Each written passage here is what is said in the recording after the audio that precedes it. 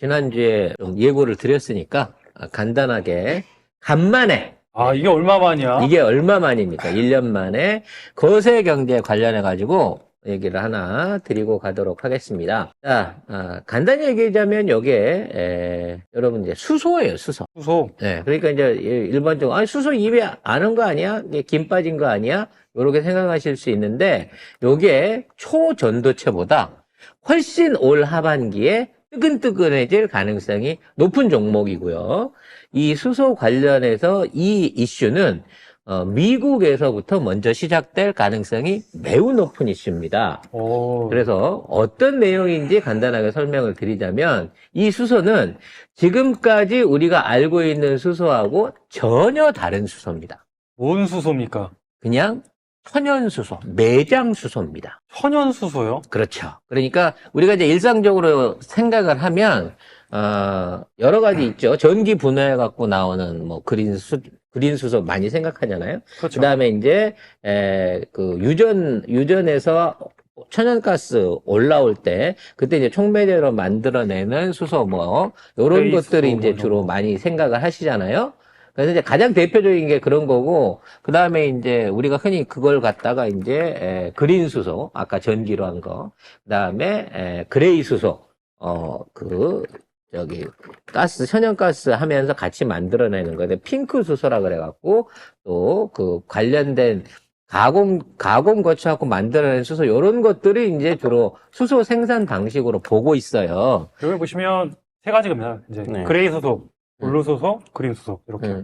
그래서 이제 그린 수소까지 친다고 하더라도 이게 현재 생산 비용이 킬로와트당 뭐 그린 수소 같은 경우나 블루 수소 다 10,000원에서 7,000원 정도 수준을 유지하고 있어요. 그렇기 때문에 너무 비싸. 그러니까 생산비가 일반 화학연료나 다른 류의 원자력 발전에 비해서 너무 비싸단 말이에요. 청정하고 깨끗하긴 한데 안정적인 생산이 안 되고 너무 비싸기 때문에 맞아요. 이 수소에 대한 가능성을 대부분 무시하고 이게 수소 경제가 앞으로 미래를 지배할 건 맞아요. 어차피 이제 뭐 세상에 2050년도 되면 그냥 이 수소 경제가 전체 에너지 생산량, 유통량의 60-70%를 차지할 거다라는 거는 이미 이제 확보가 돼 있는데 지금까지 여기에 대해서 이 수소 경제가 빨리 못 가는 이유에 대해서 가장 큰 거는 생산 비용이었다는 거지. 이게 보시면 그레이 수소, 블루 수소, 그린 수소 이렇게 나뉘잖아요.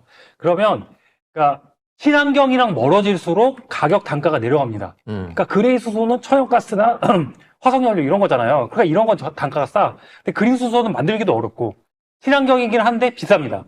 작가님이 얘기하시는 게 이런 부분이에요. 그래서 이 부분에 대해서 생산비가 어렵다라는 쪽에서 일부 뭐 풍력이라든지 뭐 이런 것들을 활용할 수 있는 호주라든지 북미 지역, 유럽 지역에서 수소에 대한 수요는 높으나 아직 현실화하기까지는 생산 단가를 떨어뜨리는데 어려움이 많다라는 게 문제였어요.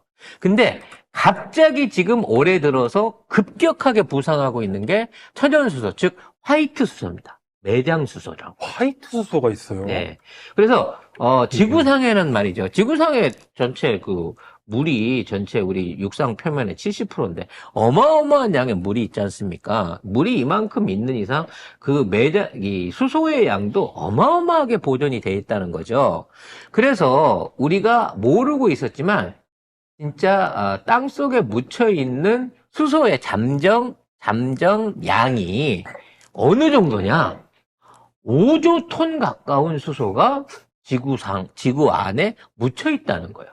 5조 톤. 그러니까 5조 톤이 얼마예요? 라고 여러분들이 양을 잘 가늠을 못 하실 텐데 실제 현재 우리가 필요로 하는 현재 구성되어 있는 수소 경제 안에서 우리가 맥시멈으로 필요로 하는 양이 약 1억 톤 정도 됩니다. 연간 1억 톤.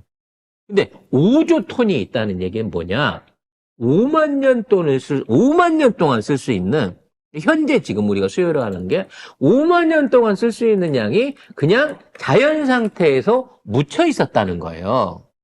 그래서 이 자연 상태에 묻혀 있는 수소는 이미 오래전부터 과학자들이 알고 있었어. 왜? 누구나 어느 땅에서든 지금 있는 우리가 살고 있는 이 땅에서도 땅만 파면 수소는 있어요.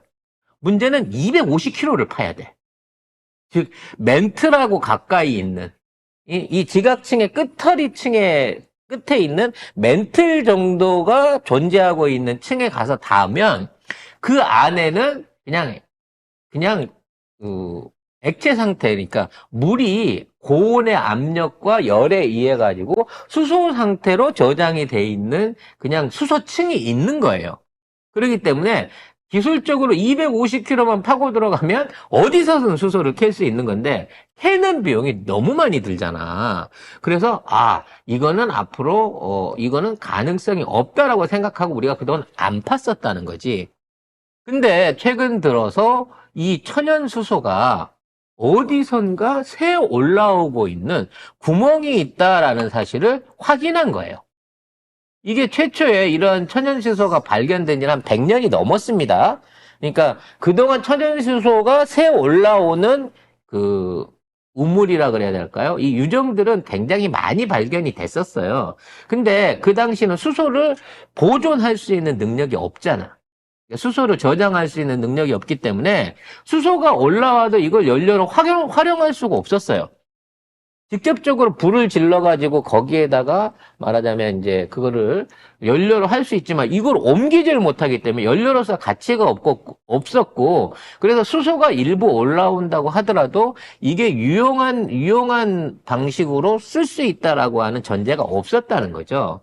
근데 최근 들어 1980년대 들어와서 말리라고 하는 지역이 아프리카죠.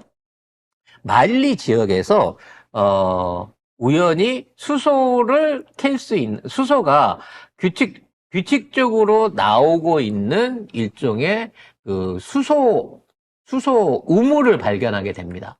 근데 이 수소 우물이 생성되고 있는 이 구조가 우리가 알고 있는 깊은, 그러니까 250km 이상 들어가야 되는 멘틀 구조에서 이게 발견된 것이 아니라 약 한 100m 깊이 정도의 시추공에서 수소가 나온다고 하는 것을 처음으로 확인한 거예요. 심지어 이 수소가 공기하고 섞여져 있는 게 아니라 순도가 90%에 가까운 수소가 발견이 된 거예요. 한 100m 깊이 안에서. 그리고 이게 공기압으로 해갖고 새 올라오는 게 아니라 공기압의 4배 정도 압력으로 해갖고 이게 올라오고 있는 거를 처음으로 발견을 한 겁니다. 그러니까 그전까지만 해도 수소가 발견돼도 관심이 없었을 텐데 지금은 이 수소를 그대로 농축해가지고 이거를 가지고 연료로 액상으로라든지 전환을 시키게 되면 엄청난 부가가치를 만들어낼 수 있는 광산이 최초로 발견이 된 거예요. 그게 언제다? 1987년이었습니다. 그래서 처음엔 이거를 단순하게 걷어가지고 가스불을 붙이는 용도로만 생각을 했어요. 근데 요즘은 이거를 액상화 시켜가지고 이거를 말하자면 정식 수소 원료로 개발할 수 있는 여지가 생긴 거야. 그렇게 되다 보니까 그동안 단순한 가스로만 생각했던 이런 게 엄청난 자원이 된 거지. 근데 그 만리 광산 안에서 잠재적인 매장치로 발견된 양이 얼마다? 5천만 톤인 거야. 거기 한 군데서. 그러면 거기에 있는 수소량만 가지고 우리 인류가 필요로 하는 수소량 6개월치를 감당할 수 있을 만큼의 수소가 있다는 거지. 그러면서 이 수소가 5천만 톤이 매장되어 있는 수소가 지속적으로 계속 누출이 되고 있더라는 거지. 이 얘기는 뭐냐면 그만큼을 뽑았어도 사기압 압력으로 뽑았어도 이게 계속해서 안에서 생성되고 있는 수소가 있을 수 있다라고 하는 게 실증된 거예요. 그래서 일상적으로 이러한 수소가 자연적으로 생길 수 있는 구조를 보면 아까 말씀드린 것처럼 심야에 그러니까 멘틀 구조나 굉장히 깊은 해구 안에서 미네랄이 섞인 물들이 뜨거운 용암이라든지 마그마하고 만나면서 수소화되는 것들을 우리가 흔히 생각을 했었단 말이야. 근데 이런 것들이 생성되게 되면 바다에다 퍼져버릴 거 아니에요. 그러니까 포집을 못 하는데 의외로 이런 것들이 안반층 안에서 생성돼 갖고 고여있는 지질 구조가 가능하다라고 하는 게 생긴 거고 또 하나는 뭐냐면 우리가 이제 화산석을 갖다가 감남석이라고 해요. 그러니까 현무암처럼 타버린 게 아니라 약간 덜 익은 상태에서 이 녹색이나 푸른색의 색깔을 띠는 이른바 덜 익은 화성암이 감남석이거든요. 이런 감남석이 있는 지역들, 그러니까 이런 감남석이 출토되는 지역들 안에서는 지하수와 감남석이 일종의 화학 반응을 일으켜갖고 천연수소를 생성할 수 있는 일종의 여건이 마련된다라고 하는 것을 추가로 확인을 한 거예요. 그래서 87년에 실제적으로 경제성이 있는 걸 발견하고 난 다음부터 1997년 이후부터, 그러니까 얼마 안 됐죠. 2018년 이후부터 이런 것들을 집중적으로 탐사하는 회사들이 생겼어요.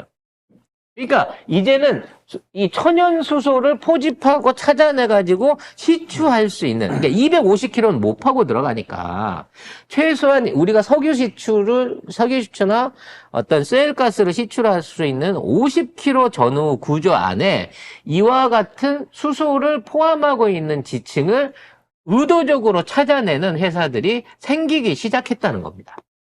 그래서 이런 것들을 조사를 해보니까 의외로 이런 지대가 2018년부터 하니까 지금 한 5년밖에 안 된 거예요. 5, 6년밖에 안 되는데 이런 구조를 갖고 있는 지역들이 굉장히 많더라는 거예요. 그러니까 화라산이 있는 아이슬란드 지역이라든지 깊은 해구가 있는 환태평양 지역, 이 카나다의 남부 해안이라든지 하와이를 중심으로 한 미국의 서부 해안 쪽에서 이와 같은 수소를 담고 있는 수소 유정이 있을 게 수소를 담고 있는 이걸 뭐라 그래야 되냐? 수소 광산?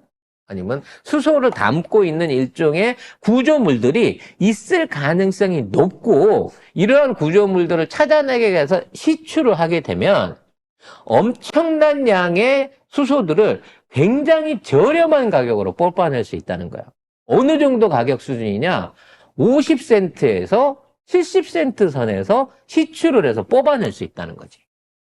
이렇게 되면요, 셰일가스를 뽑는 것보다 훨씬 더 쉬워요. 그리고 훨씬 더 안정적입니다. 왜? 이런 수소들은 셰일가스처럼 억지로 압력을 밀어넣고 뽑아내는 게 아니라 요거를 발견하는 순간 자동으로 한 4기압, 5기압 정도의 압력으로 쭉 계속 뽑아져 올려와요. 그리고 이게 단순하게 있는 자원을 뽑아내는 게 아니라 저 안에 있는 내부적인 구조상 이러한 추출이 지속적으로 계속 올라올 가능성이 많단 말이야. 뽑아 쓰는 만큼 안에서 생기는 거야, 이거는.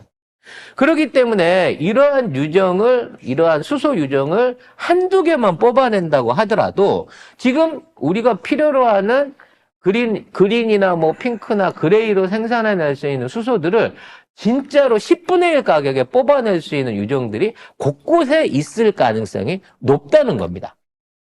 그래서 이러한 시추를 할 수 있고, 이게 지질 구조를 분석해야 되겠죠. 그 다음에 10km에서 50km 정도 되는 깊이 안에서 시추를 할 수 있는 기술들은 이미 인류가 석유나 가스 탐사를 통해서 다 개발한 거예요. 그러니까 똑같은 기술과 똑같은 어떤 시공을 가지고 이제는 석유나 천연가스를 파는 게 아니라 수소를 파는 구멍들을 뽑겠다는 거지. 누가? 트럼프가.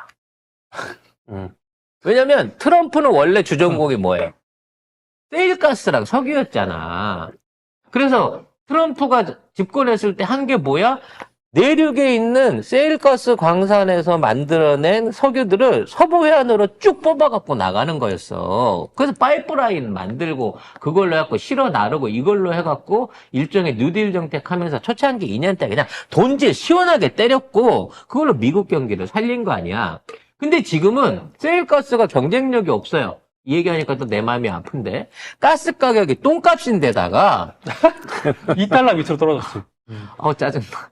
3달러가 원가인데 $2 밑으로 떨어져 버린 거야. 그런데다가 이제 세일가스를 미국에서 뽑아 먹을 만큼 뽑아 먹었기 때문에 그만큼 생산성이 없어진 거야. 근데 미국 주변에 미국 서부 해안, 그러니까 하와이에서 지진 마인이 일어나는 LA 쪽으로 해서 쭉 깔려 있는 서부 해안이 사실상 잠정적인 수소가스 유정이 있을 가능성이 높은 지역들이야. 우리나라로 따지면 제주도나 울릉도나 백두산 같은데 이러한 화산이 있을 이러한 그 가스를 뿜어내고 있는 유정이 있을 가능성이 높다는 거지.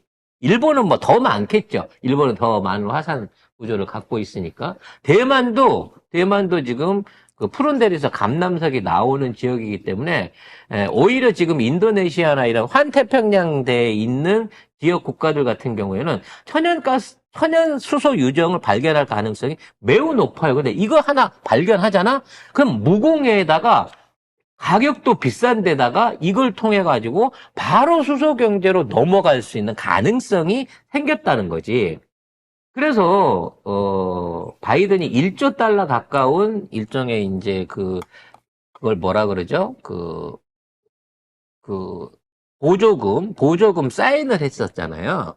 근데 1조 달러 가까운 돈들 중에 약 10%에 해당하는 돈들이 뭐냐면 수소를 저렴하게 생산하기 위해서 보조금으로 남겨놓은 돈들이 있었어요. 이게 거의 90조 원, 100조 원 가까운 돈들이 있었는데 이 돈이 고스란히 남아있는 거예요. 그래서 이 돈으로 기존에 있는 뭐 풍력 단지를 세워가지고 그걸로 그린 에너지를 생산한다. 여기다 안 쓴다는 거지, 트럼프는. 이 돈으로 세일가스 업체들한테 야, 니들 세일가스 시추하지 말고 수소가스공 시추하고 다녀. 여기에다 몰아붙일 가능성이 높고 그러던 가운데 우리가 1년에 1억 톤 쓴다 그랬잖아. 아까처럼 미국 근교나 어떤 개발이 가능한 한 5천만 톤 내지 한 1,000만 톤 정도만 정규적으로 뽑아낼 수 있는 수소 유정이 생기잖아요. 그럼 그냥 바로 수소 경제야. 원자력이고 나발이고 이거 할 필요가 없어. 5조 톤이 있어. 5조 톤이 지구상 안에. 그렇기 때문에 요쪽 방향으로 집중적으로 트럼프 정부가 이거를 진행할 가능성이 높아요. 결의도 맞고 기술도 갖고 있고 블루오션이야. 미국이 시작하면 제일 잘할 수 있고 미국이 바로 먹을 수 있다는 거지. 그래서 일단은 시추를 할 거고요. 올해 안에 반드시 찾아낼 겁니다. 이미 찾아냈다는 말도 있는데 발표를 미루고 있다는 말도 있어요. 트럼프 때 해먹으려고. 그래서 이제 이러한 시추공을 뚫어내갖고 예를 들어 뭐 몇 억 톤 규모의 이게 숨겨져 있는 게 깔려 있는 게 5조 톤인데 몇 억 톤 규모만 된다고 하더라도 이건 뭐 얼마 안 되는 거지. 매우 미세한 양인데도 불구하고 경제성은 어마어마하게 높단 말이야. 기존의 수소 가격이 10분의 1 가격이니까. 그래서 이렇게 할 수 있는 수소를 만들어내게 되면 무슨 기술이 필요하다는 거지? 바로 수소 전환, 저장, 운반 기술인 거야. 그 기술을 갖고 있는 전 세계에서 가장 뛰어난 기업이 어느 나라에 있다? 대한민국에 다 있단 말이야. 전 세계에서 이제 그 수소 저장 기술을 가지고 있는 나라가 뛰어난 기술을 가지고 있는 나라가 몇 나라가 안 돼요. 그렇죠. 그 중에 하나가 우리나라에도 있습니다. 그래서 용기라든지 파이프라든지 심지어 옮길 수 있는 배, 탱크 이런 류의 실증 기술을 갖고 있는 국가가 우리고 여기에 맞춰 보면 수소 관련된 테마가 막 일어났을 때 우리가 언급했던 이 종목들이 비싼 수사 단가 때문에 대접을 못 받던 기업들이 하반기 가면 트럼프가 어디 구멍 하나만 뚫어놓으면 돼. 트럼프가 데리고 있는 이 세일가스 유정업체들이 어디 뭐 하와이에서 뚫든 LA 앞바다에서 뚫든 한 군데만 뚫을 필요도 없어. 발견했다. 이 지질 구조상으로 모양을 봤을 때 여기에 가능성이 있다. 매장될 가능성이 있다라고 발표만 나는 순간 바로 천연수소 시장이 빵 터진다는 거지. 이게 초전도체보다 훨씬 빨리 가는 거예요. 그래서 아직 근데 너무 일찍 제가 이거를 여러분한테 알려드리는 거기도 합니다만 요게 가능하다라고 하는 당연히 가능할 거예요. 왜냐면 아까 그 만리 그 유정 있잖아. 그러니까 사람들이 생각하니까 그 유정이 요만한 여의도만한 동네에서 찾아낸 줄 아는데 걔네들이 주장하는 유정이 있다고 하는 면적이 780평방킬로미터야. 그러니까 웬만한 도만한 사이즈인 거야. 근데 이 바닥에 가스가 다 묻혀 있다는 거지. 거기다가 어디에다 구멍을 파야 제일 가까이 들어갈 거냐? 이건 차후의 문제고, 지질 구조상으로 이 안에 가스가 5천만 톤이, 수소가스가 5천만 톤이 묻혀 있습니다. 라는 것만 갖고 지금 세계적으로 투자가 막 들어가고 있어. 그러니까 얘네들도 똑같아. 인공위성으로 해갖고 여기 있는 암석 구조나 지방 구조를 봤을 때 요거 한 50km만 파고 들어가 또는 한 10km만 파고 들어가면 이 안에 가스가 몇 억 톤이 있을 수 있습니다. 요 발표만 하는 순간 세일가스에 막 미쳐갖고 돈 투자하듯이 미국에 있는 투자은행이 천연수소에다 막 쏟아볼 거고, 그 사업이 진행되면 반드시 한국에 있는 수소 저장 이동 기술들이 빛을 볼 거라는 거지. 그래서 이 테마를 하반기 때 복병 테마, 우리가 경마할 때 다크호스라 그러잖아. 복병마처럼 이 테마가 하반기 때 굉장히 큰 테마가 될 수 있다는 거지. 그래서 일단 천연수소에 대한 얘기는 앞으로 제가 이 얘기를 꺼냈기 때문에 이 방송을 들은 경제신문을 비롯한 여러 매체에서 다뤄지기 시작할 거예요. 그리고 이와 관련된 산업군에 대한 테마들을 만들려고 할 겁니다. 제가 오히려 걔들한테, 이 주가 조작꾼들한테 테마를 지금 미리 선정해서 알려주는 거예요. 그래서 요게 초전적퇴보다는 훨씬 실현 가능성이 있고 오래 가면서 실증된 기술을 우리가 갖고 있다라는 점을 여러분들한테 알려드리면서 요걸로 오늘의 거세경제. 천연수소의 시대가 온다. 그러면 대한민국이 빛을 본다. 그러면 뭐 칠강군이 뭐 천연가스니 석유니 이런 거 다 그냥 너 가져. 하려면 해 그냥. 니들 석유 빼서 그냥 써. 우리는 제주도 앞바다에서 가스 뽑아 쓸게.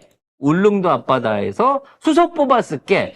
요게 가능한 시대가 왔으면 좋겠다라고 하는 바람입니다. 바람이 있습니다. 바람. 네. 보시면 에카수소 그 수송 탱크를 만든 회사가 있어요. 이게 아직 네. 상장이 안 됐습니다. 비상장 회사예요. 비상장인데 이게 올해 상장되는 걸로 알고 있어요. 저는 올해 하반기, 원래는 제가 작년 하반기부터 정말 내가 돈 있으면 이 회사 샀다. 그래서 이게 이제 그 올해 IPO를 진행을 준비 중인 걸로 알고 있습니다. 아직 상장이 안 됐어요. 근데 이게 이제 얘네의 모회사가 대창솔루션입니다. 대창솔루션. 대창솔루션이 방패장. 야, 대창이 또 여기서 이렇게 엮이나? 네, 대창솔루션이 이제 방패장을 만드는 회사예요, 방패장. 이 대창 방패장 만드는 중인데. 회사가 최근에 이제 그 방패장 때문에 주가가 좀 올랐어요. 그래서 IPO가 진행이 되면 지금은 이제 수혜를 받을 수 있는 회사는 그냥 대창솔루션밖에 없죠. 뭐 다른 회사들도 만들 겁니다. 뭐 당연히 만들죠. 두산이나 무슨 뭐 케미카 많습니다. 업종이나 네. 그런데 다 할 겁니다. 다 할 건데 태광이나 많아요. 네, 많은데 하면. 어쨌든 실제 이미 그 산업통상지원부에서 그 협력을 해서 탱크를 이미 만든 회사. 그러니까 이 수소를 저온으로 저장을 해서 옮기는 것 자체가 힘든 기술이라고 해요. 이게 LNG보다 100도 이상 낮은 온도를 담아가지고 훨씬 높은 고압으로 갖고 가야 되기 때문에 되게 어렵다고 합니다. 굉장히 어려운 기술입니다. 그 관련해서 이제 그 천연수소 관련된 테마가 뜨기 시작하면 제가 지속적으로 여러분들한테 후속 관련된 내용을 강의를 해드릴게요. 자, 여기까지 정리를 하고요.